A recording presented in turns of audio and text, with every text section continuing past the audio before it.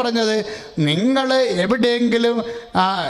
എവിടെയെങ്കിലും നിങ്ങൾക്ക് ടോർച്ചറിങ്, ഒരു പീഡനം ഉണ്ടെങ്കിൽ അടുത്ത സ്ഥലത്തേക്ക് പോകാൻ പറഞ്ഞിട്ടുണ്ട്.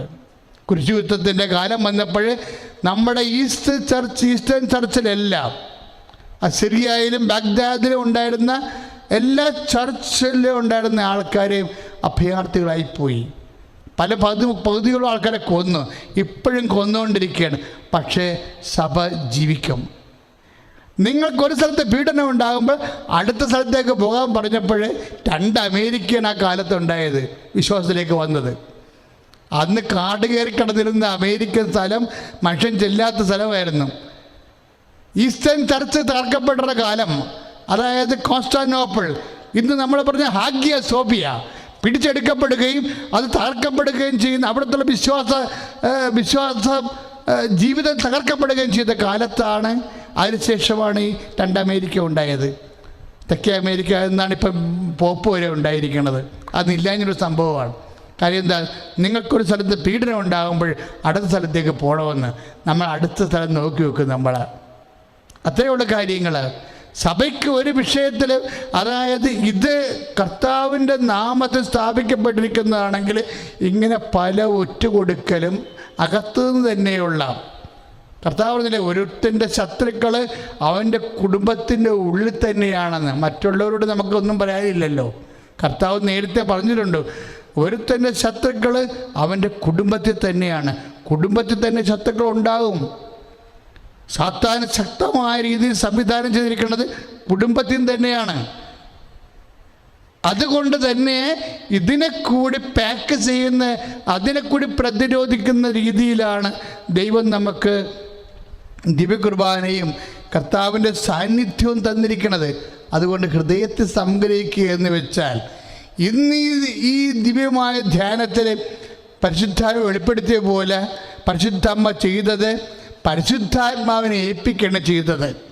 തനിക്ക് മനസ്സിലാവാത്ത വിഷയങ്ങൾ, തൻ്റെ ജീവിതത്തിൽ തനിക്ക് കൈകാര്യം ചെയ്യാൻ പറ്റാത്ത വിഷയങ്ങൾ, എന്ത് ചെയ്യണമെന്ന് അറിയാൻ പറ്റാത്ത വിഷയങ്ങൾ നമ്മളെല്ലാം ചെയ്യാൻ അറിയാവുന്ന ആളെ ഏൽപ്പിക്കും. എല്ലാം ചെയ്യാൻ അറിയാവുന്ന ആളാരാണ്? പരിശുദ്ധാത്മാവ്. അതിനാണ് ഹൃദയത്തിൽ സംഗ്രഹിക്കുക. കേരള സഭയ്ക്കത് ഹൃദയത്തിൽ സംഗ്രഹത്തിൻ്റെ കാലമാണ്. നമ്മൾ ജയിക്കും, അത് ജീവിക്കുകയും ചെയ്യും. ശ്രുതിക്കട്ടെ ഹല്ലേലൂയ.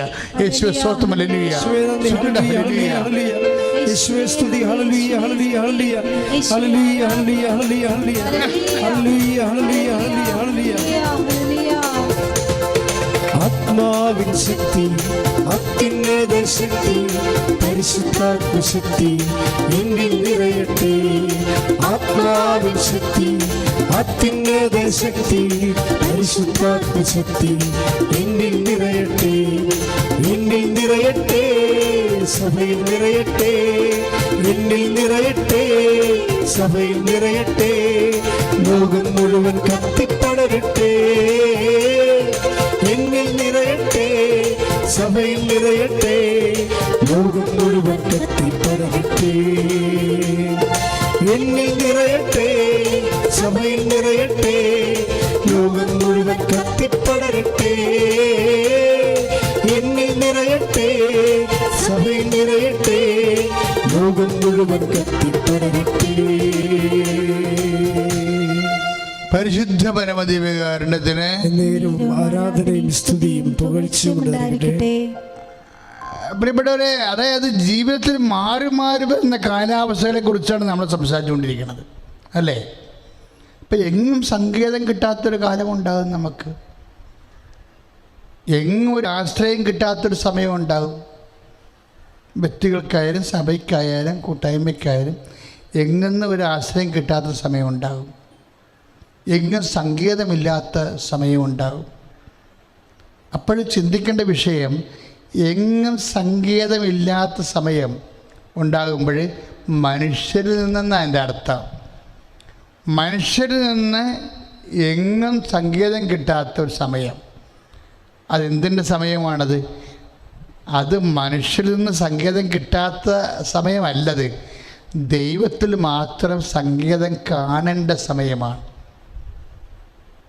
അതാണ് ഹൃദയത്തിൽ സംഗ്രഹിക്കണമെന്ന് പറഞ്ഞതിൻ്റെ കാര്യം. ദൈവത്തിൽ മാത്രം സങ്കേതം കാണേണ്ട സമയം. മനുഷ്യന് ഇപ്പം നിൻ്റെ വിവാഹം, നിൻ്റെ ജോലി, നിൻ്റെ രോഗം, നിൻ്റെ സാമ്പത്തിക തകർച്ച, നിൻ്റെ തൊഴിൽ, മനുഷ്യരിൽ നിന്ന് ഒരിക്കലും ഒരു സങ്കേതം നിനക്ക് കിട്ടണില്ലെന്ന് വിചാരിച്ചോ. അത് മനുഷ്യരിൽ നിന്ന് സങ്കേതം കിട്ടണില്ല എന്ന് വെച്ചാൽ ദൈവം നിന്നെ കൈവിട്ടെന്നാണ് നീ ചിന്തിക്കുന്നത്. അങ്ങനെ അത് പരിശുദ്ധാത്മാവിൻ്റെ കുറവാണ്. അങ്ങനെയല്ല ചിന്തിക്കേണ്ടത്. മനുഷ്യന് സങ്കേതമില്ലെങ്കിൽ നിൻ്റെ ഹോൾ ബോഡി മുഴുവൻ ശക്തിയോട്, നിൻ്റെ മനസ്സ്, നിൻ്റെ ഹൃദയം, നിൻ്റെ സർവശക്തിയോടും കൂടി ദൈവത്തിൽ മാത്രം. ബൈബിളിലെ രസകരമായ ഒരു പക്ഷിയെക്കുറിച്ച് പറയേണ്ടത് ഞാൻ ഇടയ്ക്ക് പറയും. അത് എങ്ങും തങ്ങാത്ത മീവൽ പക്ഷിയെന്ന്. എങ്ങും തങ്ങാത്ത മീവൽ പക്ഷി, എങ്ങും തങ്ങാൻ ഇങ്ങനെ. എന്നിട്ട് സുഭാഷിതം പറയുന്നത് എന്താണെന്നറിയോ? തെന്നി തെന്നി പറക്കുന്ന എങ്ങും തങ്ങാത്ത മീവൽ പക്ഷി. സുഭാഷിതം 26:2 വചനമാണ്. തെന്നി തെന്നി പറക്കുന്ന എങ്ങും തങ്ങാത്ത മീവൽ പക്ഷി. അപ്പം നമുക്ക് ഒരു ആശ്രയം ഒരിടത്തും കിട്ടത്തില്ല. കോടതിയിൽ നിന്നാ, നിയമത്തിൽ നിന്നാ നമുക്ക് ആശ്രയമില്ല. സർക്കാരിൽ നിന്ന് നമുക്ക് ആശ്രയമില്ല. അങ്ങനെ വരാം. ഇപ്പം സർക്കാരുകൾ നമ്മളെ സന്ധിക്കുന്നുവെന്ന് നമുക്ക് തോന്നുമ്പോൾ അങ്ങനൊരു തോന്നൽ നമുക്ക് ഉണ്ടാകണതാണ്. ശരിക്കും അത് വർക്കൗട്ട് ചെയ്ത് വരുമ്പോൾ സന്ധിപ്പ് അല്ലെന്നൊക്കെ മനസ്സിലാകും. അതൊരു കാലമാണ്. ചിലപ്പോൾ സർക്കാരിൽ നിന്ന് നമുക്ക് സന്ധിപ്പ് കിട്ടണില്ല.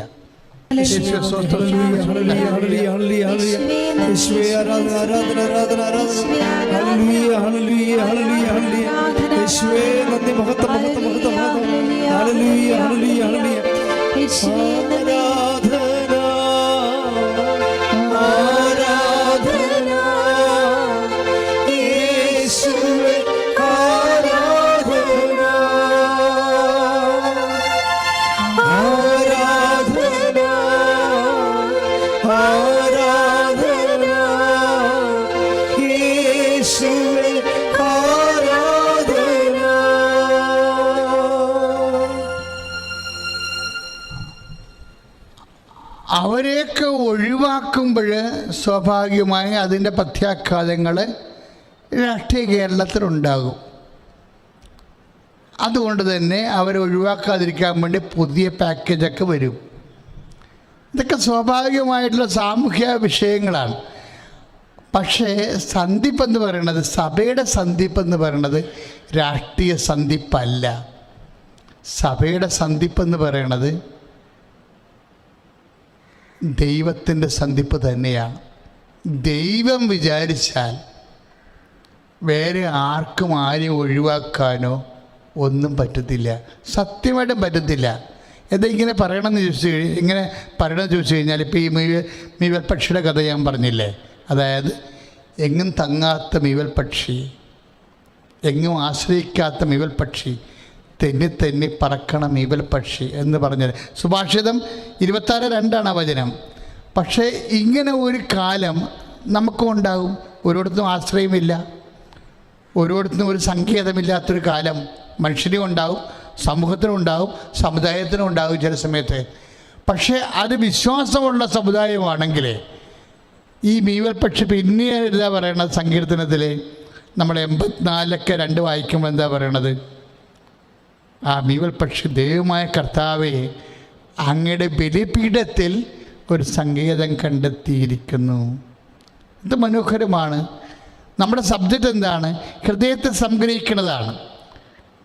എന്ന് വെച്ചാൽ എപ്പോഴാണ് ഹൃദയത്തെ സംഗ്രഹിക്കേണ്ടി വരണത്? എങ്ങും സങ്കേതം കിട്ടാത്ത മാനുഷ്യമായ എല്ലാ സങ്കേതങ്ങളും സംരക്ഷണം നഷ്ടപ്പെടുന്ന കാലം മനുഷ്യനും സഭയ്ക്കും ഉണ്ടാകും. ആ കാലങ്ങളിലേക്ക് ഈ മീവൽ പക്ഷിയെപ്പോലെ തെന്നി തെന്നി നടക്കും. നമ്മൾ എങ്ങും സങ്കേതം കണ്ടെത്തത്തില്ല. പക്ഷെ മീവൽ പക്ഷി എന്താണ് ദൈവം ഉദ്ദേശിക്കുന്നത്? ഓരോരുത്തർ മാത്രമാണ് മീവൽ പക്ഷിക്ക് സങ്കേതം ദൈവം അനുഭവിച്ചിരിക്കുന്നത്. അത് ദൈവത്തിൻ്റെ ഹൃദയത്തിലാണ്. അതുകൊണ്ടാണ് സങ്കീർത്തനം 84:2 പറയേണ്ടത്, ദൈവമായ കർത്താവേ, മീവൽ പക്ഷി തൻ്റെ കുഞ്ഞുങ്ങൾക്ക് പാർക്കാനൊരിടം അങ്ങയുടെ ബലിപീഠത്തിൽ കണ്ടെത്തിയല്ലോ എന്ന്. അപ്പം സുഭാഷിതം 26:2 നമ്മൾ വായിക്കണത് എന്താ വായിക്കണത്? എങ്ങും തങ്ങാത്തതാണ്, തിന്നി പറക്കണതാണ്, ആശ്രയമില്ലാത്തതാണ്. ആശ്രയമില്ലാത്തതിൻ്റെ ആശ്രയം എന്താണ്? ദൈവത്തിൻ്റെ സങ്കേതത്തിലാണ്. എല്ലാവർക്കും ഈശോ മിശിഹായ്ക്ക് സ്തുതിയായിരിക്കട്ടെ. എൻ്റെ പേര് ഉഷ ജേക്കബ്. ഇത് എൻ്റെ മോള് ടിജിഷ. ഞാൻ വരുന്നത് കൊല്ലത്ത് നിന്നാണ്. ഞാൻ 2022 മാർച്ച് 15 ഉടമ്പടി എടുത്തത്. അതിനു മുമ്പ് 2020 എനിക്ക് ഇവിടെ കൃപാസനത്തിൽ വരാനായിട്ട് ഒരു അനുഗ്രഹം കിട്ടി. പക്ഷെ ഞാൻ ഇവിടെ വന്നെങ്കിലും അന്ന് ഞാൻ ഉടമ്പടി എടുത്തില്ല. ഞാനിവിടെ വന്ന് പ്രാർത്ഥിച്ചിട്ട് തിരിച്ചുപോയി. പക്ഷേ വീട്ടിൽ ചെന്ന് കഴിഞ്ഞപ്പോൾ എപ്പോഴും എനിക്ക് മനസ്സിൽ ഈ കൃപാസനം, പള്ളിയും മാതാവിൻ്റെ രൂപവും എപ്പോഴും മനസ്സിലിങ്ങനെ വരുമായിരുന്നു. അപ്പോൾ എനിക്ക് തോന്നി ഞാൻ അന്ന് ഉടമ്പടി എടുക്കേണ്ടതായിരുന്നു.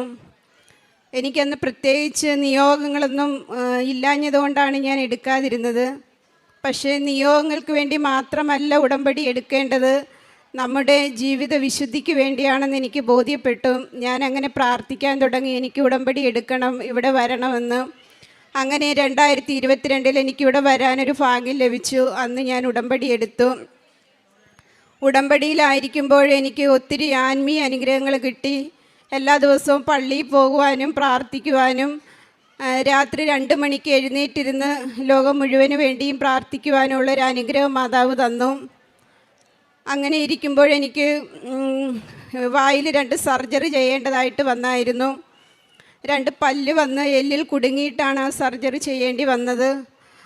അപ്പോഴും ഞാൻ വിദേശത്തൊക്കെ ജോലി ചെയ്യുന്ന സമയമായിരുന്നു. എനിക്ക് ആ ജോലിയൊക്കെ കളഞ്ഞ് നാട്ടിൽ വരേണ്ടി വന്നു. അങ്ങനെ ആ 2 സർജറിയൊക്കെ കഴിഞ്ഞ് ഞാനിങ്ങനെ ഇരിക്കുമ്പോൾ വീണ്ടും എനിക്ക് വായിൽ അതിശക്തമായ വേദന വരികയും എനിക്ക് വാ തുറക്കുവാനോ ഭക്ഷണം കഴിക്കുവാനോ ഒന്നും പറ്റാത്ത ഒരവസ്ഥ വന്നു. പല്ല് പോലും തേക്കാൻ പറ്റാത്ത ഒരവസ്ഥയിലായിരുന്നു ഞാൻ. അപ്പോഴും ഞാൻ വിചാരിച്ചു ആദ്യം ചെയ്ത 2 സർജറികളുടെ എന്തെങ്കിലും കുഴപ്പമായിരിക്കും എന്ന് വിചാരിച്ച് ഞാൻ ആദ്യം ENT ഡോക്ടറിനെയാണ് കണ്ടത്. അപ്പോൾ ഡോക്ടർ പറഞ്ഞു എനിക്ക് ചെവിക്ക് മറ്റു കുഴപ്പങ്ങളൊന്നുമില്ല, ഒരു ഡെന്റിസ്റ്റിനെ കാണാൻ പറഞ്ഞു. അങ്ങനെ 2-3 ഡെന്റിസ്റ്റിനെ കണ്ടു, മരുന്ന് കഴിച്ചു. പക്ഷേ എനിക്ക് ഒരു കുറവും ഉണ്ടായില്ല. വാ തുറക്കുവാനോ ഭക്ഷണം കഴിക്കുവാനോ ഒന്നും എനിക്ക് പറ്റിയില്ല. അങ്ങനെ ഞാൻ വീണ്ടും 4മതൊരു ഡോക്ടറിനെ കൂടി കണ്ടു. അപ്പം ഡോക്ടർ പറഞ്ഞു സർജറി ചെയ്ത കുഴപ്പമൊന്നുമല്ല, ഒരു എക്സ്റേ എടുക്കാമെന്ന് പറഞ്ഞു. അങ്ങനെ തലേണ ഫുള്ള് എക്സ്റേ എടുത്തു. എക്സ്റേ എടുത്തപ്പോഴാണ് മുകളിൽ നിന്ന് വീണ്ടും ഒരു പല്ല് വന്ന് എല്ലിൽ കുടുങ്ങിയിട്ട് എല്ലിന് ചെറിയ പൊട്ടലുണ്ടാവുകയും പഴുപ്പ് ബാധിക്കുകയും ചെയ്തിട്ടുണ്ടെന്ന് കണ്ടു. വീണ്ടും ഒരു സർജറി കൂടി ചെയ്യണമെന്ന് പറഞ്ഞു. അപ്പോൾ എനിക്ക് ഭയങ്കരമായിട്ട് സങ്കടം വന്നു. ഞാൻ അപ്പോഴൊക്കെ ഉടമ്പടിയിലായിരിക്കുന്ന സമയമാണ്. അപ്പോൾ എല്ലാവരും ചോദിച്ചു ഉടമ്പടി എടുത്തിട്ടും ഇങ്ങനെ എന്തുകൊണ്ട് വന്നു എന്ന് ചോദിച്ചു. പക്ഷേ ഓരോ സഹനങ്ങളും ഉണ്ടാകുമ്പോഴും ഞാൻ കൂടുതൽ പ്രാർത്ഥനയിലും ആത്മീയ കാര്യങ്ങളിലുമൊക്കെ കൂടുതൽ എനിക്ക് തീക്ഷ്ണത വന്നു. അങ്ങനെ ഞാൻ വീണ്ടും പ്രാർത്ഥിക്കാൻ തുടങ്ങി. അപ്പോൾ ഡോക്ടർ പറഞ്ഞു നാളെ തന്നെ സർജറി ചെയ്യണം, ഒരു സർജനെ വേറെ ഡോക്ടറിനെ വിളിക്കാം, എന്ത് പറയുന്നെന്ന് ചോദിച്ചു. എനിക്കപ്പോൾ ഭയങ്കരമായിട്ട് സങ്കടം വന്നു. കാരണം 2 സർജറി ചെയ്ത് എനിക്ക് ഒരുപാട് ബുദ്ധിമുട്ടുകളുണ്ടായിരുന്നു, മുറിവ് കരിയാനൊക്കെ. അപ്പം ഞാൻ ഡോക്ടറുടെ അടുത്ത് ഒന്നും പറഞ്ഞില്ല. ഞാൻ ആശുപത്രിയിൽ നിന്ന് ഇറങ്ങിപ്പോരുന്നു. എൻ്റെ എക്സ്റേ പോലും ഞാൻ മേടിച്ചില്ല. ഞാൻ തിരിച്ചു പോയി വീട്ടിൽ വന്നു. ഭയങ്കര സങ്കടത്തോടെ ഇരുന്നപ്പോൾ എൻ്റെ അമ്മ പറഞ്ഞു നീ എന്തിനാണിങ്ങനെ വിഷമിച്ചിരിക്കുന്നത്, നീ മാതാവിൻ്റെ ഉടമ്പടി തൈലമെടുത്ത് വേദനയുള്ള ഭാഗത്ത് പുരട്ടാൻ പറഞ്ഞു. അപ്പോൾ എനിക്ക് സത്യം പറഞ്ഞാൽ അമ്മച്ചിയോട് ദേഷ്യം വന്നു. കാരണം ഇത്രയും മരുന്നുകൾ കഴിച്ചിട്ടും മാറാത്ത വേദന എങ്ങനെയാണ് ഉടമ്പടി തൈലം ഇടുമ്പോൾ മാറുന്നതെന്ന് ഞാൻ ചിന്തിച്ചു. ഞാൻ ഉടമ്പടി എടുത്തിട്ടുള്ള ആളായിട്ടും എനിക്ക് തൈലത്തിൽ അത്ര വിശ്വാസം വന്നില്ലായിരുന്നു. എങ്കിലും അമ്മച്ചിയുടെ പറച്ചിൽ എൻ്റെ മനസ്സിലിങ്ങനെ ഉണ്ടായിരുന്നു. രാത്രി സന്ധ്യാപ്രാർത്ഥനയ്ക്ക് ഞാൻ ഉടമ്പടി തൈലം നെറ്റിയിൽ കുരിശ് വരച്ച് പ്രാർത്ഥിച്ചപ്പോൾ പെട്ടെന്ന് എൻ്റെ മനസ്സിലേക്ക് വന്നു വേദനയുള്ള ഭാഗത്ത് തൈലം പുരട്ടാൻ ആരോ പറയുന്നത് പോലെ തോന്നി. ഞാൻ പെട്ടെന്ന് ആ തൈലം എടുത്ത് എൻ്റെ വേദനയുള്ള ഭാഗത്ത് പുരട്ടി. പെട്ടെന്ന് തന്നെ ആ വേദന മാറി എന്നുള്ളതാണ്. നിങ്ങൾ വിശ്വസിക്കുമോ ഇല്ലയോ എന്ന് എനിക്കറിയത്തില്ല. പെട്ടെന്ന് എനിക്ക് വാ തുറക്കുവാനും എൻ്റെ വേദന എവിടെ പോയി എന്ന് എനിക്കറിയത്തില്ല. നാളെ സർജറി പറഞ്ഞിരുന്നതാണ്. അത് മാതാവ് എനിക്ക് ചെയ്തു തന്ന വലിയൊരു അത്ഭുതവും ഉടമ്പടി തൈലത്തോടുള്ള ഒരു വിശ്വാസവും എന്നിലുണ്ടായി. അത് കഴിഞ്ഞ് ഞങ്ങൾ കൃപാസനത്തിൽ വന്ന് ഉടമ്പടി എടുത്ത് എല്ലാവരും കൂടി ഒരു പ്രാർത്ഥനാ ഗ്രൂപ്പ് ഉണ്ടാക്കി. ആ ഗ്രൂപ്പിൽ എനിക്ക് അംഗമാകാനായിട്ട് ചേർന്നു. ഞങ്ങളവിടെ എല്ലാ മാസത്തിലും അഖണ്ഡ ജപമാല നടത്തും. ആ ജപമാലയിൽ ഞങ്ങൾ ലോകം മുഴുവന് വേണ്ടിയും പ്രാർത്ഥിക്കും. കാരുണ്യ പ്രവൃത്തികളൊക്കെ ആ ഗ്രൂപ്പ് വഴി ഞങ്ങൾ ചെയ്യും. രോഗികളെ കാണുകയും അവർക്ക് ഭക്ഷണം എത്തിച്ചു കൊടുക്കുകയും അവർക്ക് സാമ്പത്തിക സഹായം ചെയ്യുകയൊക്കെ ചെയ്യുമായിരുന്നു. അങ്ങനെ ഒരു ദിവസം അഖണ്ഡ ജപമാലയിൽ ഇരിക്കുമ്പോൾ എൻ്റെ അടുത്ത് ആരോ പറയുന്നത് പോലെ തോന്നി, നിനക്ക് ഒരു മുഴയുണ്ട്, ആ മുഴ നോക്കാനെന്ന് പറയുന്നത് പോലെ എനിക്ക് തോന്നി. അപ്പോൾ അതിന് ഒരാഴ്ച മുന്നേ ഞാൻ യൂട്രസിന് മുഴയുണ്ടോ എന്നൊക്കെ ചെക്കപ്പ് ചെയ്ത് നോക്കിയതായിരുന്നു. അപ്പോൾ എനിക്ക് ഒരു മുഴയും യൂട്രസിലൊന്നും കണ്ടില്ല. പക്ഷേ ഇങ്ങനെ ഒരു ശബ്ദം കേട്ടപ്പോൾ ഞാൻ വിചാരിച്ചു, ഇനി എനിക്ക് എവിടെയാണ് മുഴയുള്ളത്, ഇത് എൻ്റെ തോന്നലായിരിക്കും എന്ന് വിചാരിച്ചു. പക്ഷേ അത് തുടർച്ചയായി ഇങ്ങനെ കേട്ടുകൊണ്ടിരുന്നു. അപ്പം ജപമാലയൊക്കെ കഴിഞ്ഞ് ഞാൻ വീട്ടിൽ വന്നപ്പോഴും ഞാനിങ്ങനെ അമ്മച്ചിയെടുത്ത് പറഞ്ഞ്, ഇങ്ങനെ എനിക്ക് പ്രാർത്ഥിച്ചുകൊണ്ടിരുന്നപ്പോഴിങ്ങനെ തോന്നി. പക്ഷേ നമ്മൾ ബോഡിയൊക്കെ ചെക്കപ്പ് ചെയ്ത് നോക്കിയതായിരുന്നു, അപ്പോഴൊന്നും മുഴ കണ്ടില്ല. പിന്നെ എന്താണ് ഇങ്ങനെ കേൾക്കുന്നതെന്ന്. അപ്പോൾ എൻ്റെ അമ്മ പറഞ്ഞു, നിനക്ക് എവിടെയെങ്കിലും മുഴ കാണും, അത് മാതാവാണ് പറയുന്നതെന്ന്. അങ്ങനെ ഞാൻ വൈകിട്ട് കുളിക്കാനായിട്ട് കയറിയപ്പോൾ വീണ്ടും ഈ ശബ്ദം കേട്ടു. അപ്പോഴെനിക്ക് പെട്ടെന്ന് തോന്നി ബ്രസ്റ്റ് ഒന്ന് ചെക്ക് ചെയ്ത് നോക്കാമെന്ന്. അങ്ങനെ നോക്കിയപ്പോൾ ഞാൻ ഞെട്ടിപ്പോയി. എൻ്റെ ബ്രസ്റ്റിലൊരു മുഴ കണ്ടു. അതും കുറച്ച് വലിപ്പമുള്ള മുഴയായിരുന്നു. അങ്ങനെ ഞാനത് വീട്ടിൽ പറഞ്ഞു. എല്ലാവർക്കും ഒത്തിരി സങ്കടമൊക്കെ വന്നു. കാരണം നമുക്കെല്ലാം അറിയാം ഇപ്പോൾ ബ്രസ്റ്റിലൊക്കെ മുഴ വന്നു കഴിഞ്ഞാൽ അത് എങ്ങനെയായി മാറുമെന്നുള്ളത്. പക്ഷേ എനിക്ക് പേടിയോ ഭയമോ ഒന്നും തോന്നിയില്ല. ഞാൻ മാതാവിൻ്റെ അടുത്ത് പറഞ്ഞു, എന്ത് രോഗം തന്നെയാണെങ്കിലും ഒരു ക്യാൻസർ ആയാൽ പോലും അതിനെ അതിജീവിക്കുവാനുള്ള ഒരു ആത്മധൈര്യം എനിക്ക് തരണേ എന്ന് മാത്രമേ ഞാൻ പ്രാർത്ഥിച്ചു. രോഗം മാറിപ്പോകണേ എന്നൊന്നും ഞാൻ പ്രാർത്ഥിച്ചില്ല. അങ്ങനെ ഞാൻ ഡോക്ടറിനെ കണ്ടു. ഡോക്ടർ മുഴ നോക്കിയിട്ട് പറഞ്ഞു, ഇത് സർജറി ചെയ്ത് ബയോപ്സിക്ക് അയക്കണം, മാമോഗ്രാം ചെയ്യണം, ക്യാൻസർ ആണോ എന്ന ഒരു സംശയമുണ്ടെന്ന് പറഞ്ഞു. അങ്ങനെ ഞങ്ങളുടെ ഗ്രൂപ്പിലൊക്കെ ഞാൻ ഈ മെസ്സേജ് ഇട്ടു. എല്ലാവരും പറഞ്ഞ് പ്രാർത്ഥിക്കാൻ, ധൈര്യമായിട്ട് പോയി ചെക്കപ്പൊക്കെ ചെയ്യാൻ പറഞ്ഞു. അങ്ങനെ മാമോഗ്രാം ചെയ്തു. അതിനകത്ത് ഒരു കുഴപ്പവും ഉണ്ടായിരുന്നില്ല. അപ്പോൾ ഡോക്ടർ പറഞ്ഞു മുഴ എടുത്ത് ബയോപ്സിക്ക് അയക്കണമെന്ന്. അങ്ങനെ ബയോപ്സിക്ക് അയച്ചു. ബയോപ്സിയുടെ റിസൾട്ട് വന്നപ്പോഴും ആ മുഴ ഒരു വിയർപ്പ് ഗ്രന്ഥിക്കകത്ത് ഇൻഫെക്ഷൻ വന്ന് അവിടെ മുഴയായതാണ്, അത് വേറൊരു കുഴപ്പവുമില്ല എന്ന് പറഞ്ഞു. അതെനിക്ക് മാതാവ് ചെയ്തു തന്ന വലിയൊരു അനുഗ്രഹമായിട്ട് ഞാൻ വിശ്വസിക്കുന്നു. പിന്നെ എൻ്റെ കാരുണ്യ പ്രവൃത്തികളെന്ന് പറഞ്ഞു കഴിഞ്ഞാൽ ഞാൻ പത്രം എടുത്ത് കൂടുതലും അക്രൈസ്തവരായിട്ടുള്ള ആൾക്കാർക്കാണ് കൊടുത്തുകൊണ്ടിരുന്നത്. ഹോസ്പിറ്റലുകളിലൊക്കെ ദൂരെയൊക്കെ പോയി രോഗികൾക്ക് കൊടുക്കും. അവരെടുത്ത് കൃപാസനത്തെക്കുറിച്ച് പറയും, പ്രാർത്ഥിക്കും, സാമ്പത്തികമായിട്ടും സഹായിക്കും. അങ്ങനെ എനിക്ക് ഒരുപാട് ആത്മീയമായി വളരാനായിട്ട് ഒരുപാട് കൃപ കിട്ടി. അതുപോലെ തന്നെ എൻ്റെ മോളാണിത്. മോള് ഡോക്ടർ ഓഫ് ഫാർമസിയാണ് പഠിച്ചുകൊണ്ടിരുന്നത്. അവർക്ക് ഒരു ഡോക്ടർ ആകണം എന്നുള്ള ആഗ്രഹത്തോടു കൂടിയാണ് ആ കോഴ്സ് തിരഞ്ഞെടുത്തത്. അവൾ മലയാളം മീഡിയത്തിലാണ് പഠിച്ചത്. എങ്കിലും അവൾ നന്നായിട്ട് പഠിക്കുമായിരുന്നു. എല്ലാത്തിനും അവൾക്ക് ഫസ്റ്റ് ക്ലാസ്സോടെയാണ് അവൾ +2 വരെ പഠിച്ചത്. അപ്പോൾ ഈ കോഴ്സ് പഠിക്കാനായിട്ട് ചേർന്ന് കഴിഞ്ഞപ്പോൾ അവരുടെ ടീച്ചർ എന്നെ വിളിച്ചിട്ട് പറഞ്ഞു, മാഡം ഇവർക്ക് ഇത് പഠിക്കാൻ പറ്റുമോ എന്നറിയത്തില്ല, കാരണം നിങ്ങൾക്കൊക്കെ അറിയാം ഇതിന് എന്തോരം പഠിക്കണമെന്നുള്ളത്.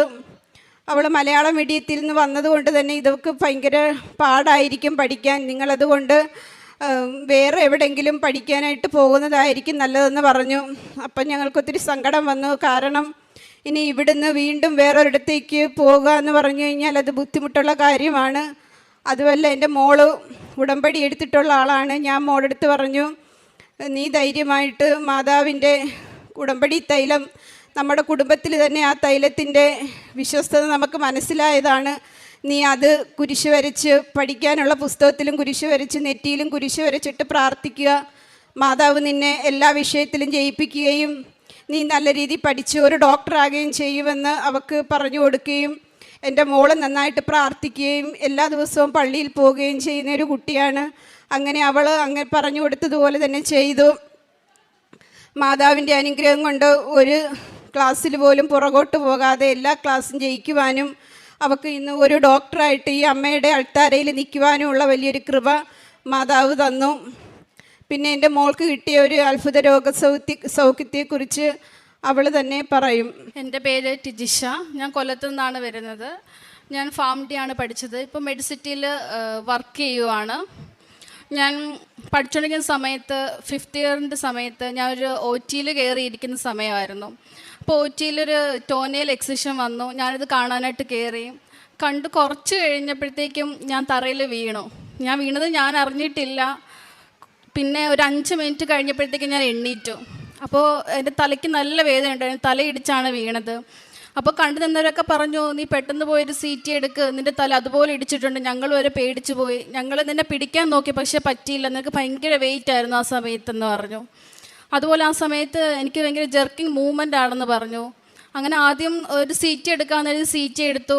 അത് കഴിഞ്ഞ് ഫ്രണ്ട്സ് പറഞ്ഞു, നീ ഒരു ന്യൂറോയും കൂടെ കാണിക്ക്. അപ്പം ഞാൻ ന്യൂറോയും കൂടെ കണ്ടു. അങ്ങനെ ന്യൂറോ പറഞ്ഞൊരു EEG എടുക്കാൻ പറഞ്ഞു. അങ്ങനെ അത് രണ്ടും എടുത്ത് ഡോക്ടറിനെ കാണാൻ വന്നപ്പോൾ ഡോക്ടർ പറഞ്ഞു, രണ്ടും അബ്നോർമലാണ്, ഇതൊരിക്കലും മാറത്തില്ല, ഇത് ജനറ്റിക് ആണ്, നിൻ്റെ CT അബ്നോർമലാണ്, അതിനകത്ത് നിൻ്റെ ബ്രെയിൻ ഒരു സ്കാറുണ്ട്, അതൊരിക്കലും മാറത്തില്ല, അതെന്തുകൊണ്ട് വന്നെന്ന് ഡോക്ടറിനും അറിയത്തില്ല, അത് ഒന്നെങ്കിൽ ജനറ്റിക് ആയിരിക്കാം എന്ന് പറഞ്ഞു. അങ്ങനെ എനിക്ക് മരുന്നൊക്കെ തന്നു. സീഷറാണെന്ന് പറഞ്ഞു, ഡയഗ്നോസ് എഴുതി. അങ്ങനെ ഞാൻ 1 വർഷമായിട്ട് ലെവിപ്പിൽ 500 mg BD ആയിട്ട് കഴിച്ചുകൊണ്ടിരിക്കുമായിരുന്നു. അങ്ങനെ എല്ലാ 6 മാസം കൂടുമ്പോൾ എനിക്ക് റിവ്യൂ ഉണ്ട്. അങ്ങനെ ഓരോ റിവ്യൂവിന് ചെല്ലുമ്പോൾ ഞാൻ ചോദിക്കും, നമുക്കൊന്നും കൂടി CT എടുത്ത് നോക്കാം, എനിക്ക് പ്രത്യേകിച്ച് കുഴപ്പമൊന്നും ഇല്ലെന്നാണ് എനിക്ക് തോന്നുന്നത്. കാരണം ഞാൻ മാതാവിനോട് പ്രാർത്ഥിക്കുമായിരുന്നു, എനിക്ക് കുഴപ്പമൊന്നുമില്ല. എൻ്റെ അടുത്ത് അന്ന് പറഞ്ഞപ്പോഴേ ഞാൻ വിചാരിച്ചത് എനിക്ക് മാമിന് എന്തോ തെറ്റിയതാണ്, എനിക്ക് അങ്ങനെ വരാനൊരു ചാൻസും ഇല്ലെന്ന്. അങ്ങനെ 6ാമത്തെ മാസവും ഞാൻ റിവ്യൂവിന് പോയപ്പം മാം പറഞ്ഞത്, ഇല്ല, ഇത് നിനക്ക് മാറത്തില്ല. അപ്പം ഞാൻ പറഞ്ഞു, എനിക്ക് വിശ്വാസമുണ്ട് എനിക്ക് മാറുമെന്നുള്ളത്. അപ്പം മാം പറഞ്ഞു, അങ്ങനെ ആരുമില്ല, അങ്ങനെ ദൈവമൊന്നുമില്ല, അവരൊരു ബ്രാഹ്മണാണ്, അപ്പോൾ അവർക്ക് അങ്ങനെ വിശ്വാസമൊന്നുമില്ല. അപ്പോൾ അവരെടുത്ത് ഇതൊരിക്കലും മാറത്തില്ല, നീ സ്ട്രക്ചറലി ഫങ്ഷണലി അബ്നോർമലാണ്, നിനക്കിത് മാറാൻ ഒരു വഴിയുമില്ലെന്ന് പറഞ്ഞു.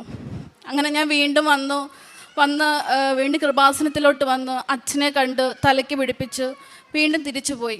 അങ്ങനെ വീണ്ടും ഒരു 6 മാസം കഴിഞ്ഞ് റിവ്യൂവിന് പോയി. വീണ്ടും ഇതേ ആവശ്യം പറഞ്ഞെങ്കിലും സമ്മതിച്ചില്ല.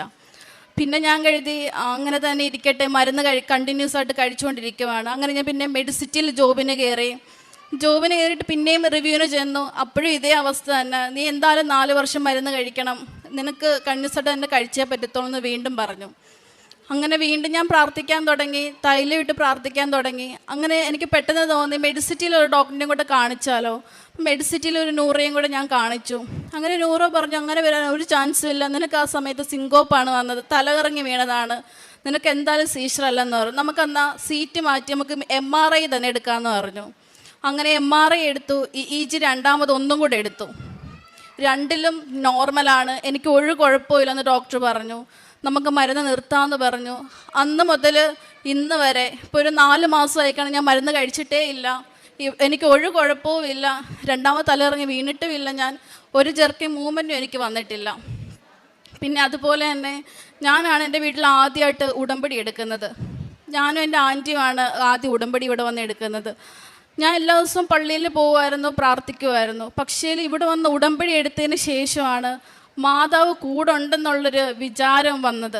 കാരണം എന്ത് കാര്യത്തിലും മാതാവ് ഉണ്ട്, മാതാവ് വരും, എന്തൊരു പ്രശ്നം വന്നാലും മാതാവ് കൂടെ ഒപ്പം നടന്ന് പരിഹരിക്കുന്നൊരു ഇതാണ് വന്നത്.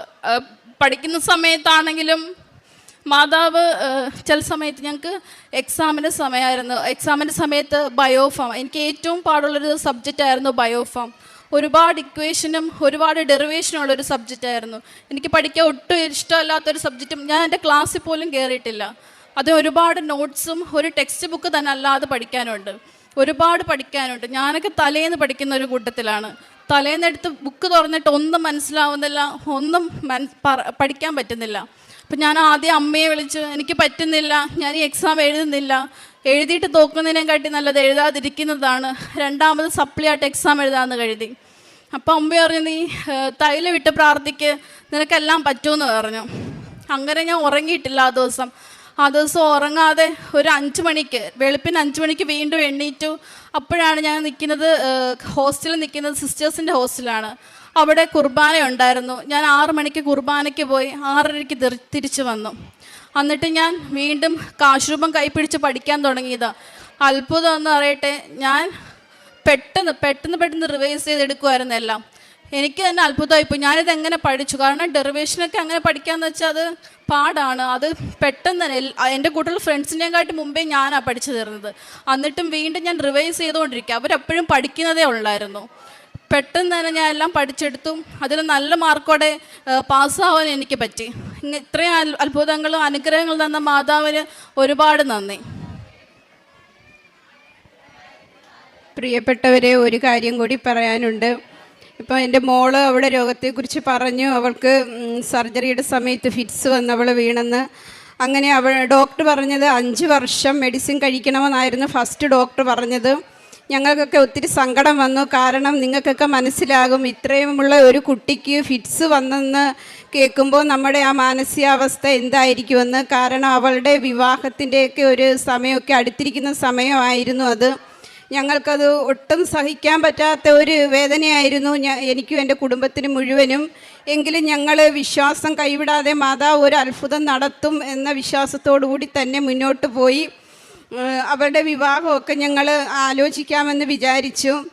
അപ്പോൾ അവൾ പറഞ്ഞ് 5 വർഷം മെഡിസിൻ കഴിഞ്ഞിട്ട് മതി എന്നൊക്കെ പറഞ്ഞു. കാരണം നമ്മളൊരു വിവാഹം നടത്തുമ്പോൾ അവരുടെ അടുത്ത് എല്ലാ കാര്യങ്ങളും ഇതിനെക്കുറിച്ച് പറയേണ്ടി വരുമല്ലോ. അപ്പോൾ അവർ ഇതിനെ എങ്ങനെ എടുക്കുമെന്ന് നമുക്കറിയത്തില്ല. ഒരു ഫിറ്റ്സ് വന്ന കുട്ടി, മെഡിസിൻ കഴിക്കുന്ന കുട്ടി എന്നൊക്കെ പറയുമ്പോഴും ഒരിക്കലും അത് അവർ അംഗീകരിക്കത്തില്ല എന്ന് നമുക്കറിയാമായിരുന്നു. എങ്കിലും ഞാനത് ഇവിടെ പുതുക്കാൻ വന്നപ്പോൾ ഞാനതൊരു നിയോഗമായിട്ട് വെച്ചത് ഇങ്ങനെയായിരുന്നു. ഞാൻ പറഞ്ഞു, മാതാവേ, ഞങ്ങൾ മകളുടെ വിവാഹത്തിന് വേണ്ടി ഒരുങ്ങുകയാണ്. അവൾക്ക് വേണ്ടി അമ്മ തന്നെ ഒരു പയ്യനെ കണ്ടുപിടിക്കണം. അത് നല്ല വിശുദ്ധിയും ദൈവഭയവും ദൈവവിശ്വാസവുമുള്ള ഒരു പയ്യനായിരിക്കണം. പണമോ കഴിവോ ഒന്നും ഞാൻ പറഞ്ഞില്ല. ഞാൻ ഇങ്ങനെയാണ് ആ നിയോഗത്തിൽ എഴുതി വെച്ചത്. അതും നമ്മുടെ വീട്ടിന് അടുത്ത് തന്നെ ഉള്ള ഒരു പയ്യനായിരിക്കണം എന്ന് ഞാനിങ്ങനെ വെറുതെ എൻ്റെ മനസ്സിൽ വന്നതുകൊണ്ട് ഞാൻ എഴുതി വെച്ചു. എന്നിട്ട് ഞങ്ങൾ ആലോചനകൾ തുടങ്ങി. അപ്പോൾ ഡോക്ടർ പറഞ്ഞത് ജീവിതകാലം മുഴുവനും മെഡിസിൻ കഴിക്കേണ്ടി വരുമെന്നാണ് പറഞ്ഞത്. അപ്പം നമുക്ക് വിവാഹം ഇങ്ങനെ നീട്ടിക്കൊണ്ടുപോകാൻ പറ്റത്തില്ല. അങ്ങനെ ഓരോ ആലോചനകളൊക്കെ വന്നു. എല്ലാവരും ലണ്ടനിലും അമേരിക്കയിലും ജർമ്മനിയിലും ഒക്കെ ജോലിയുള്ളവരൊക്കെ ആയിരുന്നു. പക്ഷേ നമ്മൾ അതൊന്നും വേണ്ടെന്ന് വെച്ചു. അങ്ങനെ ഇരിക്കുമ്പോൾ ഞങ്ങളുടെ വീട്ടിന് അടുത്ത് തന്നെയുള്ള ഒരു പയ്യൻ്റെ ആലോചന വന്നു. അപ്പം ഞാനത് ഒന്ന് എടുത്ത് നോക്കിയപ്പം ബിടെക് എൻജിനീയറാണ്, ഞങ്ങളുടെ അടുത്ത് തന്നെ ഉള്ളതാണ്. അപ്പം നമുക്ക് ഇത് ആലോചിക്കാമെന്ന് മനസ്സിൽ വിചാരിച്ചു. എന്നിട്ട് അവരെക്കുറിച്ചൊക്കെ അന്വേഷിച്ചപ്പോൾ ഞങ്ങൾക്കൊക്കെ ഇഷ്ടപ്പെട്ടു. പക്ഷേ അവിടെ ഈ മെഡിസിനെ കഴിക്കുന്ന കാര്യത്തെക്കുറിച്ചും രോഗത്തെക്കുറിച്ചും ഒക്കെ പറയുമ്പോൾ അവരത് എങ്ങനെ എടുക്കും എന്ന് ഞങ്ങൾക്ക് അറിയത്തില്ലായിരുന്നു. എങ്കിലും മോള് പറഞ്ഞു, എല്ലാ കാര്യങ്ങളും പറയണം, പറഞ്ഞ് അവർക്ക് താല്പര്യമുണ്ടെങ്കിൽ മാത്രം വിവാഹം നടത്തിയാൽ മതി എന്ന് പറഞ്ഞു. അങ്ങനെ പയ്യനുമായിട്ട് സംസാരിച്ചു. അവൻ്റെ അടുത്ത് ഈ കാര്യങ്ങളെല്ലാം ഞങ്ങൾ പറഞ്ഞു. ഞങ്ങൾക്ക് ഉറപ്പുണ്ടായിരുന്നു ഇത് മാതാവ് തന്നെ കണ്ടുപിടിച്ചു കൊണ്ടുവന്ന ആലോചനയാണെന്ന്. ഞങ്ങൾക്ക് പൂർണ്ണ വിശ്വാസമുണ്ടായിരുന്നു. അപ്പോൾ അവരുടെ അടുത്ത് പറഞ്ഞപ്പോൾ പയ്യൻ പറഞ്ഞത് ഇങ്ങനെയാണ്, എനിക്ക് അതൊന്നും ഒരു കുഴപ്പമില്ല. കല്യാണം കഴിഞ്ഞിട്ടായാലും ഒരു രോഗം വന്നു കഴിഞ്ഞാൽ നമ്മൾ അവരെ ഉപേക്ഷിക്കില്ലല്ലോ. എനിക്ക് തയ്യാറാണ്, ഞാൻ അവളെ കല്യാണം കഴിക്കാൻ തയ്യാറാണ്. എനിക്ക് എത്ര കാലം മെഡിസിൻ കഴിച്ചാലും എനിക്കതൊരു പ്രശ്നമല്ല, ഞാൻ നോക്കിക്കൊള്ളാമെന്ന് അവൻ പറഞ്ഞു. അതുമാത്രമല്ല, അവനും ഇവിടെ കൃപാസനത്തിൽ വന്ന് ഉടമ്പടി എടുത്ത ഒരു പയ്യനും കൂടിയായിരുന്നു. അതായിരുന്നു ഏറ്റവും വലിയൊരു അത്ഭുതം. അത് കാരണം ഞങ്ങൾ ആ ആലോചന ഫിക്സ് ചെയ്തു. മകളുടെ എൻഗേജ്മെൻ്റൊക്കെ കഴിഞ്ഞു. ഇനി ഡിസംബറിൽ കല്യാണം നടത്താനായിട്ട് ഞങ്ങൾ ആലോചിച്ചിരിക്കുകയാണ്. അങ്ങനെ ഞങ്ങളുടെ കുടുംബത്തിൽ ഒരുപാട് നന്മകളും കൃപകളുമാണ് മാതാവ് ഓരോ ദിവസവും തന്നുകൊണ്ടിരിക്കുന്നത്. ഇവിടെ നിന്ന് ഇന്ന് വൈകുന്നത് വരെ പറഞ്ഞാലും തീരത്തില്ല. അത്രയ്ക്ക് അനുഗ്രഹങ്ങളാണ് ഞങ്ങൾക്ക് മാതാവ് തന്നത്. ഈ എല്ലാ അനുഗ്രഹങ്ങൾക്കും അമ്മയോട് ഞാൻ എന്നും എൻ്റെ ജീവിതകാലം മുഴുവനും നന്ദിയുള്ളവളായിരിക്കും. അമ്മയ്ക്കും ഈശോയ്ക്കും ഒരുപാട് നന്ദി. ഞാൻ അച്ഛൻ്റെ ടോക്കുകൾ മുടങ്ങാതെ, എല്ലാ ചൊവ്വാഴ്ചയുമുള്ള ടോക്കുകൾ ഒരു ദിവസം പോലും മുടങ്ങാതെ ഞാൻ കേൾക്കാറുണ്ട്. എന്നിട്ട് അത് കേൾക്കുമ്പോൾ തന്നെ ഞാൻ ഓരോ നിയോഗങ്ങൾ വെച്ചിട്ടാണ് അത് കേൾക്കുന്നത്.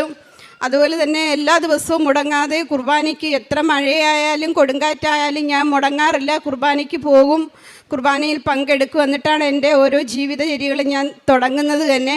രാത്രിയിൽ 2 മണിക്ക് എഴുന്നേറ്റിരുന്ന് പ്രാർത്ഥിക്കും. അതിനെനിക്ക് മാതാവ് ഒരു അനുഗ്രഹം തന്നു. രാത്രി എഴുന്നേറ്റിരുന്ന് പ്രാർത്ഥിക്കാൻ എൻ്റെ ഉറക്കത്തേക്ക് ഞാൻ മാറ്റി വെച്ചുകൊണ്ടാണ് എഴുന്നേറ്റിരുന്ന് പ്രാർത്ഥിക്കുന്നത്. അത് എല്ലാം എനിക്ക് വേണ്ടി ഒരു കാര്യവും ഞാൻ പ്രാർത്ഥിക്കാറില്ല, മറ്റുള്ളവർക്ക് വേണ്ടിയാണ് നിയോഗങ്ങൾ വെച്ച് പ്രാർത്ഥിക്കുന്നത്. പിന്നെ രോഗികളെയൊക്കെ ഞാൻ തേടി പിടിച്ച് പോയി കണ്ട് അവരുമായിട്ട് സംസാരിക്കുകയും അവർക്ക് വേണ്ട സാമ്പത്തികമായാലും ഭൗതികമായാലും കാര്യങ്ങളൊക്കെ എനിക്ക് പറ്റുന്ന പോലൊക്കെ ഞാൻ ചെയ്തു കൊടുക്കാറുണ്ട്. പിന്നെ ഞങ്ങളൊരു പ്രാർത്ഥനാ ഗ്രൂപ്പിൻ്റെ ഒരു ലീഡറായിട്ട് എന്നെ ഞങ്ങളുടെ പള്ളിയിൽ നിന്ന് തിരഞ്ഞെടുത്തു. അത് ആ ഗ്രൂപ്പിൽ എനിക്ക് ഒത്തിരി കാര്യങ്ങൾ ചെയ്യാൻ പറ്റി. കാരണം ആ ഗ്രൂപ്പ് ഞങ്ങളുടെ ഇടവക പള്ളിയിൽ നിന്ന് ഒരുപാട് ദൂരെയാണ് ഞങ്ങൾ താമസിക്കുന്നത്. അപ്പം തന്നെ മിക്കവാറും ആൾക്കാർ പള്ളിയിലൊന്നും പോകാറില്ല, ഇത്ര ദൂരെ ആയതുകൊണ്ട്, പ്രത്യേകിച്ച് രോഗികൾ. അപ്പോൾ അവർക്കൊന്നും കുർബാന സ്വീകരിക്കാനായിട്ട് പറ്റത്തില്ല.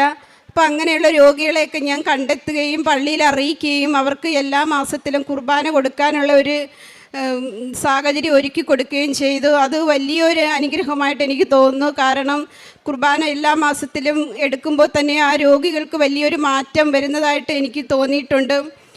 പിന്നെ പത്രം ഞാൻ എല്ലായിടത്തും മേടിച്ച് പത്രവിതരണം നടത്തും. പ്രത്യേകിച്ച് അക്രൈസ്തവർക്കാണ് ഞാൻ കൂടുതലും കൊടുക്കാറ്. ഹോസ്പിറ്റലുകളിൽ കൊണ്ടുപോയി കൊടുക്കും. ഭക്ഷണപ്പൊതി ഉണ്ടാക്കി ഞങ്ങളുടെ അടുത്തുനിന്ന് പോകുന്നവരുടെ കയ്യിലൊക്കെ ഞാൻ കൊടുത്തു വിടും. പിന്നെ എല്ലാ ദിവസവും ഞാൻ മുടങ്ങാതെ തന്നെ, ഒരു ദിവസം പോലും മുടങ്ങാതെ ഞാൻ ബൈബിള് വായിക്കാറുണ്ട്, ബൈബിൾ വായിച്ച് ധ്യാനിക്കാറുണ്ട്. അങ്ങനെ എനിക്ക് പറ്റുന്ന എല്ലാ കാര്യങ്ങളും ഞാൻ ഈ ഉടമ്പടിയിൽ ചെയ്തിട്ടുണ്ടെന്നാണ് എൻ്റെ വിശ്വാസം. മാതാവും ഈശോയ്ക്കും ഈ കൃപകളെല്ലാം തന്നതിനെ ഓർത്ത് ഞാൻ കോടാനുകോടി നന്ദി അർപ്പിക്കുന്നു.